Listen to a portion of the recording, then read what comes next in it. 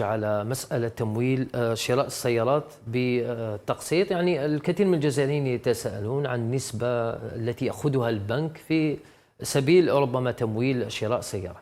هي فيما يخص يعني اقتناء سيارة على صيغة المرابحة، البنك نذكر أنه القرض الشعبي الجزائري يعني يقترح أنه ينجم يكون تمويل حتى ل 90% من قيمة السيارة، بنسبة بنسبة 7.5%، وهي أقل نسبة يعني وهي نسبة هامش ربح، يعني وهي أقل نسبة في السوق، وحتى 90% هي أحسن يعني عرض اللي في السوق حاليا.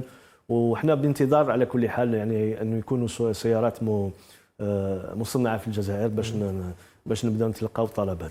ربما نسبة المساهمة الجدية بالنسبة للزبون الجزائري يعني شحال تكون؟ يعني نعطوا مثال، قيمة سيارة دير ربما 350 مليون سنتيم. يعني هذا مرتبط بالراتب تاع الراتب او العائد تاع الذي يطلب هذا التمويل هذايا.